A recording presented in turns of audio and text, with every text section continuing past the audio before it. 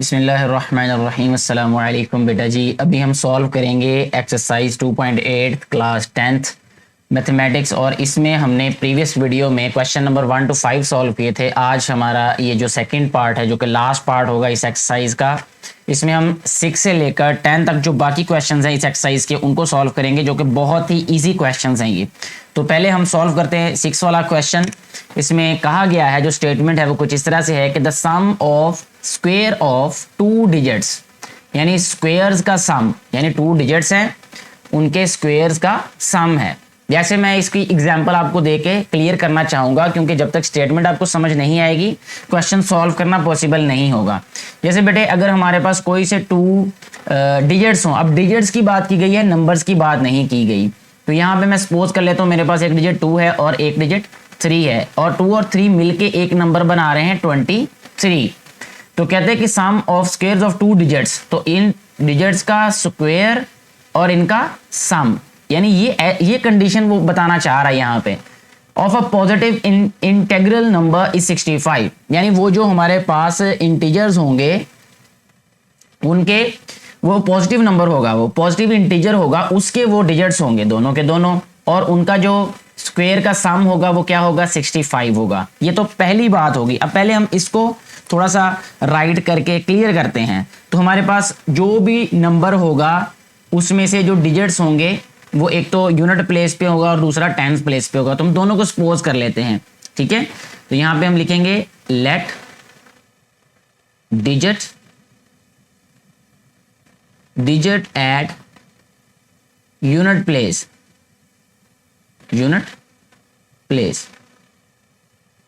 ठीक है। इसको बेटे हम सपोज कर लेते हैं कि ये हमारे पास x है, ठीक है। इसी तरह हम लिखते हैं कि डिजिट एट टेंस प्लेस, फिर ही एक नंबर बनेगा ना वो, टेंस प्लेस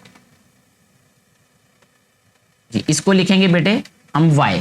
इतनी बात मुझे उम्मीद है कि आपको क्लियर हो गई होगी। जैसे मैंने आपको बताया कि ये हमारे पास एक नंबर होगा कोई भी, तो इसमें एक हमारे पास यूनिट प्लेस पे नंबर है, एक टेंस प्लेस पे नंबर है। वो दोनों, सॉरी मैं डिजिट्स कहना चाहिए मुझे, यहाँ पे नंबर तो फिर ही बनेगा जब डिजिट्स आपस में इकट्ठे होंगे। तो एक यूनिट प्लेस पे डिजिट है, एक टेंस प्लेस पे डिजिट है, ये दोनों आपस में इकट्ठे होकर एक नंबर बनाते हैं ये, ठीक है बेटे, जो कि पॉजिटिव नंबर होगा। अच्छा जी, अब उसने कहा है कि इसका जो नंबर बनेगा हमारे पास यहाँ पे, रिक्वायर्ड नंबर क्या होगा, फिर रिक्वायर्ड नंबर। तो यहां पे बेटे हमारे पास जो रिक्वायर्ड नंबर होगा वो क्या हो जाएगा, जो वंस प्लेस पे नंबर है उसको हम 1 से मल्टीप्लाई करेंगे, और टेंस प्लेस पे जो है उसको 10 से मल्टीप्लाई कर देंगे। वो नंबर बन जाएगा हमारे पास 10y प्लस x, ठीक है जी। अच्छा जी, अब फर्स्ट कंडीशन के मुताबिक देखिए उसने हमें कहा हुआ है कि the sum of the squares of 2 digits of a positive integral number is 65। तो हमारे पास नंबर x और y थे, ठीक है। तो यहां हम लिखेंगे फर्स्ट कंडीशन जो क्वेश्चन की है जी बेटे, ये हो जाएगी कंडीशन हमारे पास x square plus y square, ये इनके स्क्वायर का सम हो गया, और ये इक्वल किसके आया हमारे पास, 65 के। तो ये हमारे पास एक इक्वेशन बन गई, हम इसको इक्वेशन नंबर 1 लिख देते हैं, ठीक हो गया जी। इसके बाद देखें आगे, कहता and the number is 9 times, जो नंबर है वो 9 टाइम्स क्या है, the sum of its digits, यानी जो भी हमारे पास नंबर होगा, जैसे x और y डिजिट्स हैं तो नंबर हमारे पास होगा xy, ठीक होगा। बल्कि ये xy इस तरह नहीं लिखा जाएगा, क्योंकि वंस प्लेस पे हमने x को लिया है और टेंस प्लेस पे y को लिया, यानी इस तरह का नंबर बनेगा वो, yx या xy, जिस तरह भी इसको पढ़ लें आप। अच्छा जी, वो कहते हैं कि the number is 9 times, 9 times मतलब 9 गुना, वो नंबर जो है वो 9 गुना है the sum of its digits, इसके डिजिट्स के सम से। तो देखें इसके डिजिट का सम हमने लिखा हुआ ये वाला, ये इसके डिजिट्स का सम ही लिखा हुआ है हमने, यानी 10y plus x is equal to जो भी वो कंडीशन दी हुई है उसके अकॉर्डिंग हम लिख देते हैं। अब यहाँ पे मैं लिखता हूँ सेकेंड कंडीशन जी बेटे। अब वो जो नंबर है, यानी ये हमारे पास टेंस प्लेस पे नंबर और ये वंस प्लेस पे नंबर, ठीक है, और ये 9 टाइम्स है किससे, उस नंबर से, उस नंबर के सम से, यानी जो हमारे पास नंबर है x और y, x और y दोनों का क्या रहेगा, सम आ रहेगा, सम ऑफ द डिजिट्स, ये आ रहेगा हमारे पास x प्लस वाई, यानी ये सेकंड कंडीशन थी इस क्वेश्चन की। ठीक हो गया बेटे। अब हम इसको सिंप्लीफाई करते हैं मजीद जी। ये हमारे पास ऐसे ही आ रहेगा 10y plus x is equal to ये आ जाएगा 9x प्लस 9y। ठीक है जी। अच्छा जी, अब देखिए x वाली वैल्यूज को एक तरफ कर लेते हैं, y वाली वैल्यूज को एक तरफ। ये 10y इधर से आके ये 9y माइनस हो जाएगा, 10y minus 9y is equal to ये हमारे पास है 9x माइनस x, तो यहाँ हम लिखेंगे y is equal to 8x। ठीक है, यहाँ पे हमारे पास ये आ गई बेटे y की वैल्यू। ठीक है, यानी y हमारे पास एक साइड पे आ गया। ऐसे क्वेश्चन हम ऑलरेडी प्रीवियस एक्सरसाइज में सॉल्व कर चुके हैं। अगर आपको इसका अंदाजा नहीं है तो आप प्रीवियस वीडियो को भी देखिएगा, यानी प्रीवियस एक्सरसाइज में जो हमने क्वेश्चन सॉल्व किए हैं, तो उससे आपके लिए और आसानी हो जाएगी। अच्छा, जब हमारे पास y की वैल्यू आ गई 8x, अब हम इसको पुट करते हैं इक्वेशन 1 में जी बेटे। यहां हम लिखेंगे putting y is equal to 8x in 1 क्या है हमारे पास, इक्वेशन नंबर 1 जो है। ठीक हो गया, तो ये है जी हमारे पास x square plus y square है यहाँ पे, यानी ये हमारे पास ये वाली इक्वेशन की बात हो रही है इस वक्त, इसमें हम वैल्यू को सब्स्टिट्यूट कर रहे हैं। तो ये आ जाएगा हमारे पास वाई स्क्वेयर की जगह पे आ जाएगा 8x square is equal to 65। ठीक है बेटे, तो इसको हम लिखेंगे अब एक्स स्क्वेयर प्लस 8 8 जार 64 x square is equal to 65।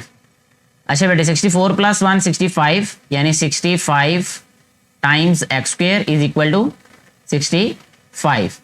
तो ये हमारे पास आ जाएगा 65 कैंसिल होके x square is equal to 1 के, तो एक्स इक्वल आ जाएगा हमारे पास प्लस माइनस 1 के। ठीक हो गया, जब इसका स्क्वायर रूट लेंगे तो प्लस की वैल्यू भी आ जाएगी और माइनस की भी आ जाएगी, क्योंकि डिजिट के बारे में हमें कहा गया है कि it's a positive integer, that's why हम ये जो नेगेटिव वैल्यू है इसको तो ले ही नहीं सकते, तो हम सिर्फ एक्स की पॉजिटिव वैल्यू को लेंगे। ठीक है, तो एक्स की वैल्यू हमारे पास पॉजिटिव है 1। अब हम एक्स की वैल्यू पॉजिटिव पुट करेंगे इस वाले इक्वेशन में, इसको भी हम कोई भी इक्वेशन का नेम दे लेते हैं, यानी y is equal to 8x जो थी। ठीक है, इसको हम सेकेंड इक्वेशन का नाम दे लेते हैं, ताकि जब हम यहाँ पे मेंशन करें तो आपके लिए आसान हो जाए इसको समझना कि हम किस में वैल्यू कौन सी सब्स्टिट्यूट कर रहे हैं। तो यहाँ पे हम लिखेंगे putting x is equal to 1 in 2। अब हम 2 इक्वेशन में पुट कर रहे हैं x की वैल्यू जो कि पॉजिटिव है, और पॉजिटिव क्यों ले रहे हैं, क्योंकि हमारे पास जो इंटीजर है वो पॉजिटिव है, नेगेटिव वैल्यू को इसलिए निगलेक्ट कर रहे हैं हम जी बेटे। ये आ जाएगा हमारे पास y is equal to 8x है, x की जगह पे इसकी वैल्यू लिखेंगे जो कि 1 है, तो y आ जाएगा हमारे पास 8। ठीक हो गया, अब हमारे पास देखें x हमारे पास 1 है, यहां से this implies that x is equal to 1, और y की वैल्यू हमारे पास है 8। नंबर हमारे पास पहले ही मैंने शुरू में आपको बताया था कि यूनिट प्लेस पे x है और टेंथ प्लेस पे y है, तो यहाँ पे लास्ट पे आप जस्ट ये लिख दें मेरा बेटा कि रिक्वायर्ड नंबर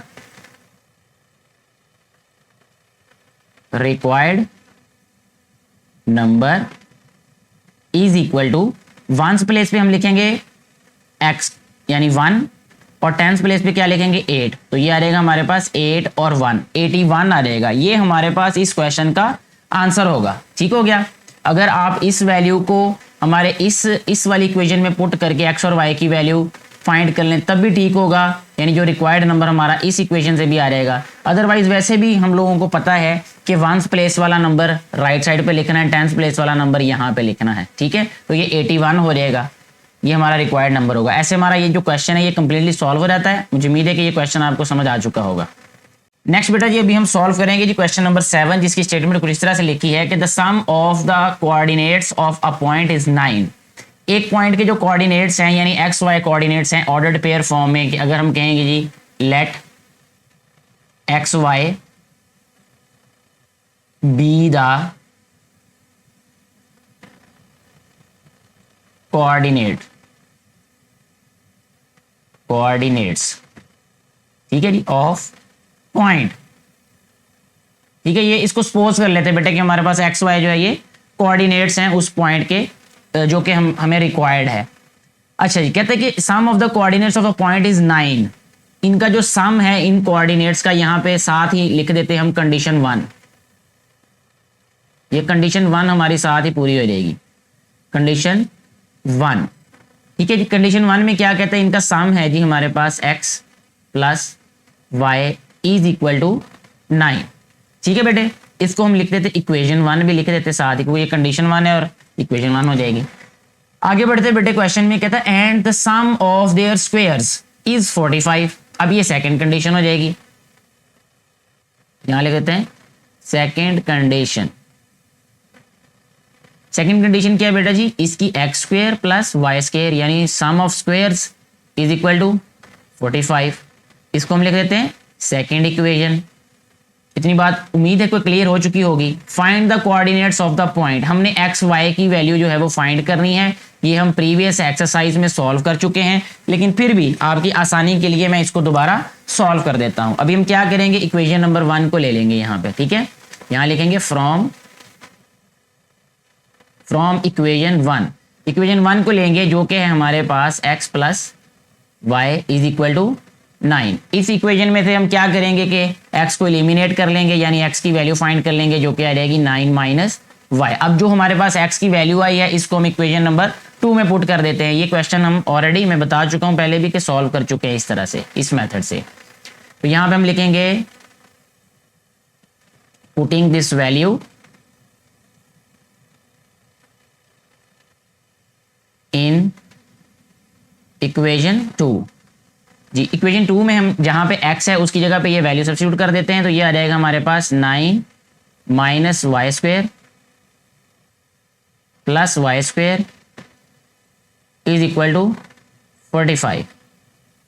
ठीक है जी, 9 का स्क्वायर आ जाएगा 81 प्लस वाई स्क्वायर, फिर आ जाएगा माइनस 9 2 जार 18y, यहाँ पे प्लस वाई स्क्वायर है इज इक्वल टू 45। ठीक है, इसको हम डिसेंडिंग ऑर्डर में लिखेंगे इस इक्वेशन को, तो ये आ जाएगी हमारे पास y square plus y square और माइनस 18y और plus 81 minus 45 is equal to 0। ठीक है बेटे, मुझे उम्मीद है कि आपको ये समझ आ रही है कि ये बहुत बेसिक स्टेप्स हैं। ये y square plus y square 2y square आ जाएगा यहाँ पे, और minus 18y as it is यहाँ पे लिख देंगे हम। 81 में से 45 माइनस करें तो 11 में से 5 माइनस किया बेटे 6 आ जाएगा, और 7 में से 4 3 आ जाएगा, यानी ये इज इक्वल टू 36, यानी 2y square minus 18y plus 36 आ जाएगा ये। अच्छा, अगर हम चाहें तो इसको 2 पे डिवाइड भी कर सकते हैं, क्योंकि ये सारी इक्वेशन 2 पे डिवाइड हो रही है। ये इसको और जो है वो सिंप्लीफाई कर लेंगे हम डिवाइडिंग बाय 2 करके। जी बेटे, अब ये इक्वेशन क्या आ जाएगी हमारे पास, ये आ जाएगी जी हमारे पास बेटे वाई स्क्वेयर माइनस 2 9 जार 18, तो 9y आ जाएगा प्लस 2 18 जार 36 इज इक्वल टू 0। अब ये हमारे पास इक्वेशन बन गई है, जिसको हम क्वाड्रेटिक इक्वेशन की स्टैंडर्ड फॉर्म कहते हैं। इसकी फैक्टराइजेशन कर लेते हैं। ठीक है, यानी हम मल्टीप्लाई करें तो 18y स्क्वायर बने, ऐड करें तो माइनस 9y बने। ठीक है जी, और 6 और 3 हो जाएंगे, 6 और 3 6 3 जार 18 होता है ना। तो मुझे उम्मीद है कि फैक्टराइजेशन ये 8th क्लास से चली आ रही है, आपकी काफ़ी प्रैक्टिस हो चुकी होगी। फिर भी कोई कन्फ्यूजन हो किसी तरह की तो आप क्वेश्चन बिला झिझक पूछ सकते हैं आप लोग। जी बेटे, इसको हम लिखेंगे अब Y square minus 3y minus 6y और ये आ जाएगा प्लस 18 इज इक्वल टू 0, यानी ये हमने उसको फैक्टराइज किया है। जी बेटे, इसमें से हमने ले लेना y को कॉमन, तो ये आ जाएगा हमारे पास y माइनस 3। यहाँ ले लेंगे माइनस 6 को कॉमन, तो ये भी आ जाएगा y माइनस 3, क्योंकि माइनस वाली वैल्यू को हमने कॉमन लिया है तो इसलिए यहाँ पे साइन चेंज हो गया। ये आ जाएगा जी हमारे पास अब कॉमन वैल्यूज y माइनस 3 और ये आ जाएगा y, ये कॉमन लिया और uncommon y minus 6 is equal to 0। ये 7 क्लास में भी ये क्वेश्चन है, रिसेंटली एक बेटे को मैं समझा रहा हूँ ये आजकल ये क्वेश्चन। अच्छा, ये y की वैल्यूज आ जाएंगे हमारे पास, एक y की वैल्यू आ जाएगी 3 और दूसरी y की वैल्यू क्या आ जाएगी यहाँ पे 6। ठीक हो गया जी, तो ये y की वैल्यूज आ गई हमारे पास दोनों ही। अब y की वैल्यूज आ गई तो x की वैल्यूज अब हमें कहाँ से मिल जाएंगी, इसके लिए हमें क्या करना पड़ेगा, x इज इक्वल टू ये जो हमारे पास है 9 माइनस वाई, इसको इक्वेशन नंबर 3 लिख देते हैं यहाँ पे। ठीक है, इसमें पुट कर देंगे तो हमारे पास x की वैल्यूज आ जाएंगी। तो यहाँ पे हम लिखते हैं when y is equal to 3, तो x क्या आ जाएगा, x will be equal to 9 minus 3, क्योंकि इसकी जगह पे y की जगह हमने इसकी वैल्यू पुट कर दी है। तो x आ जाएगा 9 माइनस 3, 6 आ जाएगा ये। साथ ही हम लिखेंगे when y is equal to 6, तो ये आ जाएगा x is equal to 9 minus 6, ये आ जाएगा x इज इक्वल टू 9 में 6 क्या आ जाएगा 3। ठीक हो गया। तो यहाँ पे हमारे पास x की वैल्यूज और y की वैल्यूज दोनों आ गई। तो जो हमारे पास इनके पॉइंट्स होंगे वो क्या होंगे, 2 पॉइंट्स आएंगे हमारे पास। एक तो आएगा हमारे पास एक्स वाई पॉइंट, ये 6 और 3 आ जाएगा एक, या तो ये पॉइंट होगा और या तो फिर हमारे पास ये होगा 3 और 6। ठीक है बेटा जी, इस तरीके से हमारा ये जो क्वेश्चन है बेटा ये कंप्लीटली सॉल्व हो जाता है। मुझे उम्मीद है कि आपको ये क्वेश्चन अच्छे तरीके से समझ आ चुका होगा। नेक्स्ट बेटा जी अभी हम सॉल्व कर रहे हैं क्वेश्चन नंबर 8, जिसकी स्टेटमेंट कुछ इस तरह से है कि फाइंड 2 इंटीजर्स, हमने 2 इंटीजर्स फाइंड करने हैं whose sum is 9 and the difference of their square is also 9। ठीक है, तो हमें इंटीजर्स चाहिए 2 कोई से भी जिनका सम 9 हो और उनका डिफरेंस, उनके difference of there square is also 9, और उनके स्क्वायर का डिफरेंस भी क्या हो 9 हो। सबसे पहला काम हम ये करेंगे कि हम सपोज कर लेंगे, हम फर्ज कर लेंगे कि हमारे पास वो डिजिट्स हैं क्या या इंटीजर्स हैं क्या। तो हम लिखेंगे यहाँ पे let x y be the required integers. ठीक है जी, रिक्वायर्ड इंटीजर्स। ठीक है बेटे, अब देखें इसकी फर्स्ट कंडीशन क्या है उन्होंने दी। First condition,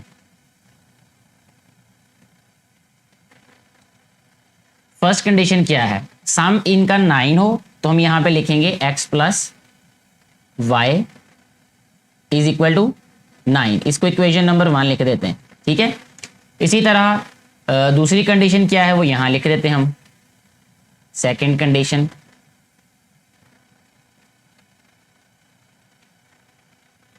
and the difference of their squares, तो ये आ जाएगा हमारे पास x square minus y square is equal to 9, इसको लिखेंगे हम इक्वेशन 2। ठीक हो गया, इतनी बात क्लियर होगी आपको। अब हमने बिल्कुल ऐसे ही ये क्वेश्चन सॉल्व करना है जिस तरह हमने इससे प्रीवियस वाला क्वेश्चन सॉल्व किया था कि यहाँ इक्वेशन नंबर 1 लेंगे, इससे x की वैल्यू फाइंड करेंगे, उसको इसमें पुट करेंगे, y की वैल्यू आ जाएगी, उसको हम फिर x की वैल्यू फाइंड कर लेंगे, तो हमारे पास वो इंटीजर्स आ जाएंगे। अभी इसको सॉल्व भी कर देते ताकि आपके लिए आसानी हो समझने में भी। तो यहाँ हम लिखेंगे from equation 1, from equation 1। Equation 1 क्या है हमारे पास बेटे, x plus y is equal to 9। यहाँ से हम x को एलिमिनेट कर लेंगे तो हमारे पास आ जाएगा ये 9 माइनस वाई। इसको इक्वेशन नंबर 3 लिख देते हैं क्योंकि इसी में फिर हम y की वैल्यूज को सब्स्टिट्यूट करेंगे, y की वैल्यू को या वैल्यूज जो भी हमारे पास जिस तरह y की वैल्यूज आ जाएंगी। जी बेटे, अब x की वैल्यू को हमने इक्वेशन 2 में पुट कर देना है। यहाँ हम लिख देते हैं जी putting value of x in equation 2। ठीक है जी, इक्वेशन 2 में पुट कर देते हैं तो वो है x square, x square mean 9 minus y square minus y square is equal to 9। Simplify करते हैं इसको, 9 9 जार 81 प्लस वाई स्क्वेयर माइनस 9 2 जार 18 y minus y square is equal to 9। ठीक हो गया जी। अब क्या करेंगे, इसको फिर इस तरफ ले आएंगे, ये जो 9 है ये हो जाएगा डिसेंडिंग ऑर्डर में लिखते हैं जी इसको, अब इस इक्वेशन को एक्स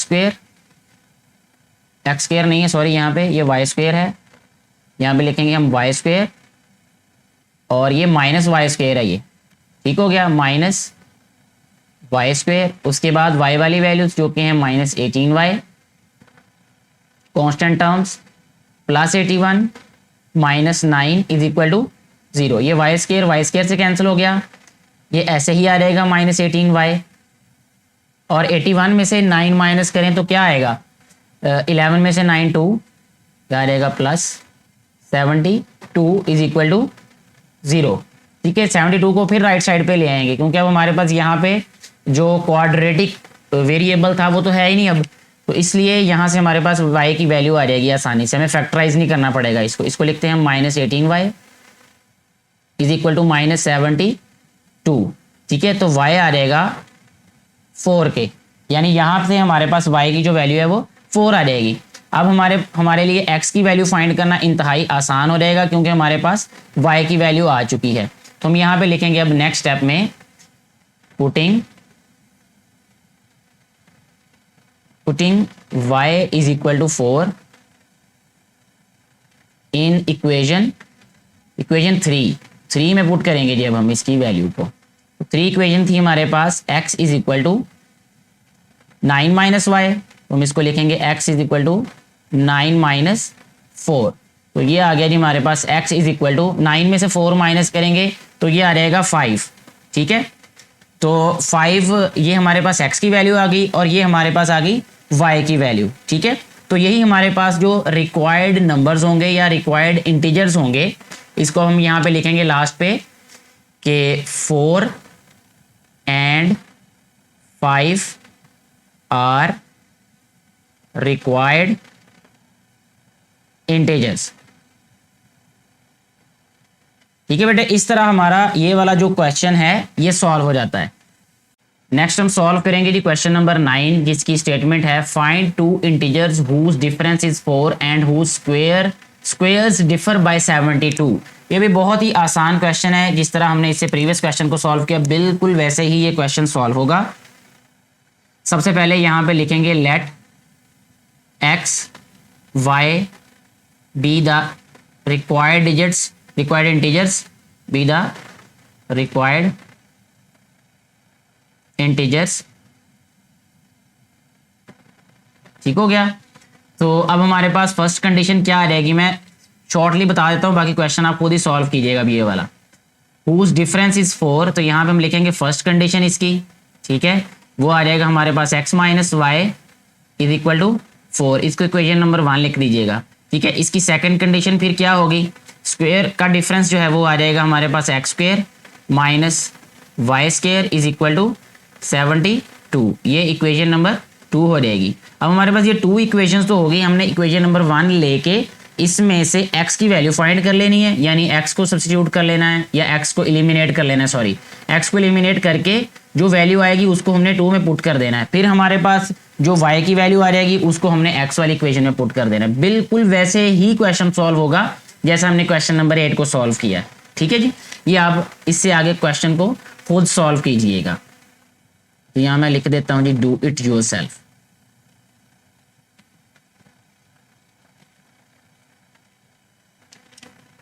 जी बेटा जी, नेक्स्ट बढ़ते हैं जी हम अगले क्वेश्चन की जानिब, जो कि लास्ट क्वेश्चन है इस एक्सरसाइज का और इस चैप्टर का भी डेफिनेटली ये लास्ट क्वेश्चन है एक्सरसाइज के लिहाज से। Find the dimensions of rectangle. Dimensions की जब बात की जाती है तो it means we have to find the length and width of the rectangle. Rectangle के बारे में आप लोग जानते होंगे कि जिसकी जो फेसिंग साइड्स हैं वो इक्वल हों लेंथ में। ये 5 क्लास से ये वाला कॉन्सेप्ट स्क्वायर रेक्टेंगल का शुरू हो जाता है। तो रेक्टेंगल का सबसे पहले तो आपको कॉन्सेप्ट पता होना चाहिए कि अगर वो रेक्टेंगल की बात कर रहा है तो रेक्टेंगल किस शेप को कहते हैं। ऐसी शेप जिसमें जो मतलब मैं बना के भी यहाँ पे दिखा देता हूँ आपको, ये ठीक है जी, ये एक रेक्टेंगल है। कहता है कि इसकी डायमेंशन यानी हमने लेंथ और इसकी विड्थ या इसको ब्रेथ भी कह देते हैं वो फाइंड करनी है। हुज पेरीमीटर इज 81, इसका पेरीमीटर दिया है और इसका एरिया दिया है। अब हमें पेरीमीटर भी दिया है और एरिया भी दिया है। अगर आप यही वाला क्वेश्चन 5 क्लास के किसी बच्चे को सॉल्व करने के लिए कहें, वो भी आपको ये कॉन्सेप्ट दे सकता है कि जो पेरीमीटर है वो किसके इक्वल है और उसका एरिया किसके इक्वल होता है। ये 2 चीज़ें जो हैं वो आपको 5 क्लास का बच्चा या 5 क्लास का स्टूडेंट भी बता सकता है। अब डायमेंशंस फाइंड करनी है, इसका मतलब हमने लेंथ और उसकी विड्थ फाइंड करनी है। तो सबसे पहले हम क्या कर लेते हैं, यहाँ पे सपोज कर लेते हैं कि लेट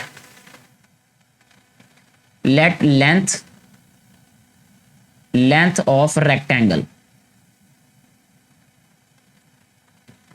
जी बेटे, एक लेंथ को हमने सपोज कर लेना है, क्या लिखें, x लिखें हम इसको। ठीक है, और ये क्योंकि ऑलरेडी सेंटीमीटर्स में ये लेंथ्स हैं तो हम x सेंटीमीटर लिख देंगे यहाँ पे। ठीक है, और इसी तरह विड्थ लिख देते हैं। अब यहाँ पे विड्थ भी लिख सकते हैं और ब्रेथ भी लिख सकते हैं।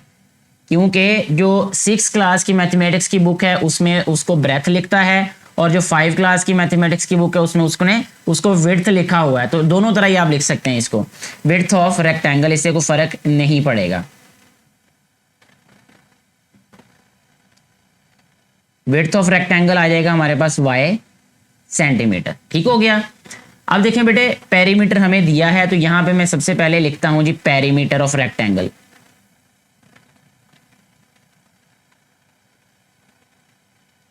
पेरीमीटर ऑफ रेक्टेंगल जी, पेरीमीटर रेक्टेंगल का बेटे किसके इक्वल होता है? 2 टाइम्स लेंथ प्लस विड्थ। ठीक हो गया। ये फॉर्मूला होता है पेरीमीटर का, जो कि आप 5 क्लास से पढ़ते आ रहे होंगे। जबकि यहाँ पेरीमीटर उसने हमें दे दिया है विच इज 80 सेंटीमीटर, तो यहाँ पे हम लिख देते हैं 80 centimetre is equal to 2 times length. क्या है हमें पता है कि लेंथ को हमने सपोज किया है x और विड्थ क्या है हमारे पास y। ठीक है, तो ये 2 इधर आके डिवाइड हो रहेगा, ये आ जाएगा हमारे पास फिर 40 centimetre is equal to x plus y. ये एक इक्वेशन होगी हमारे पास, x plus y is equal to 40 centimetre. ठीक हो गया। इसी तरह अब दूसरी बात उसने कही है कि जो एरिया है वो 375 है, तो एरिया का फार्मूला भी हम यहाँ पे राइट कर देते हैं कि एरिया रेक्टेंगल का किसके इक्वल होता है। यहाँ हम लिखेंगे अब एरिया ऑफ रेक्टेंगल। जी बेटा, एरिया होता है बेटे लेंथ मल्टीप्लाई बाय विड्थ, के मैं पहले लिख भी देता हूं, लेंथ मल्टीप्लाई बाय विड्थ जी, क्योंकि लेंथ हमारे पास x है और विड्थ हमारे पास y है, तो ये एक्स वाई आ जाएगा एरिया ऑफ रेक्टेंगल, जो कि है 375 के। ठीक हो गया जी। इसको हम लिख देते हैं जी इक्वेशन नंबर 2। ठीक हो गया। ये हमारे पास इक्वेशन नंबर 1 आ गई, ये इक्वेशन नंबर 2 आ गई। अच्छा जी, अब हम क्या करते हैं, यहाँ से जैसे हमने पहले इससे प्रीवियस क्वेश्चंस को सॉल्व किया कि एक वैल्यू फाइंड कर लेते हैं, उसको दूसरी इक्वेशन में पुट कर देते हैं, फिर हमारे पास वैल्यू आ जाएगी दूसरे वेरिएबल की। तो यहाँ से हम ये करते हैं कि इक्वेशन नंबर 1 को दोबारा सेलेक्ट करते हैं, यहाँ लिखते हैं टेकिंग इक्वेशन 1। ठीक है जी, यहाँ लिखते हैं from equation 1, from equation 1।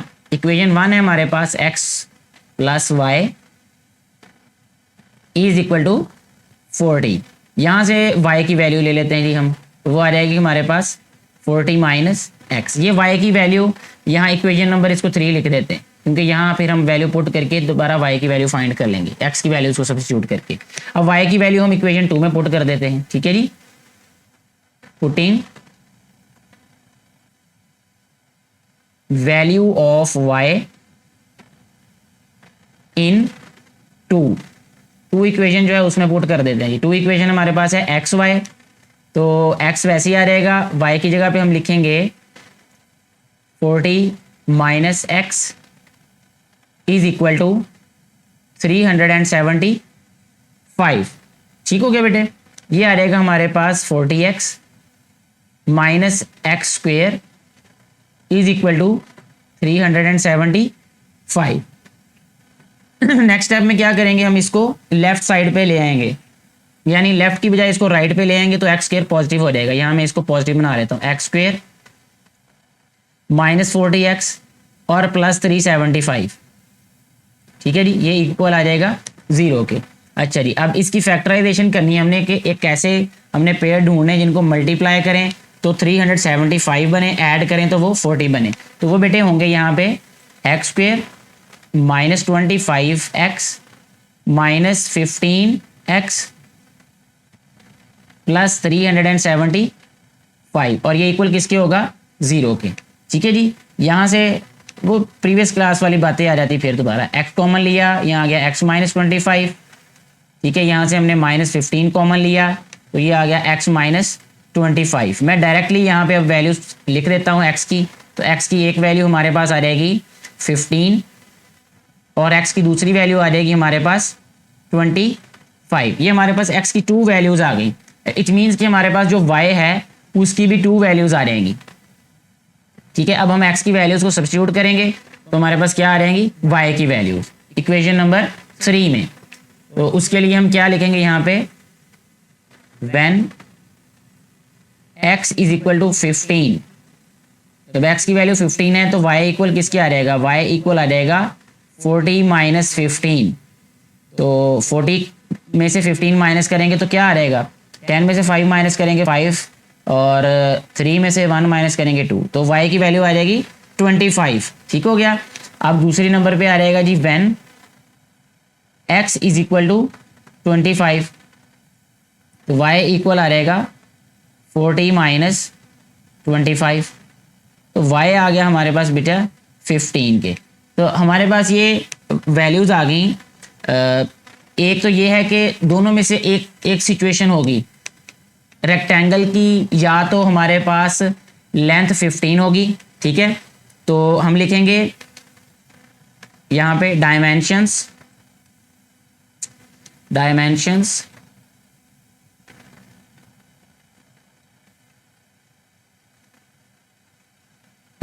Of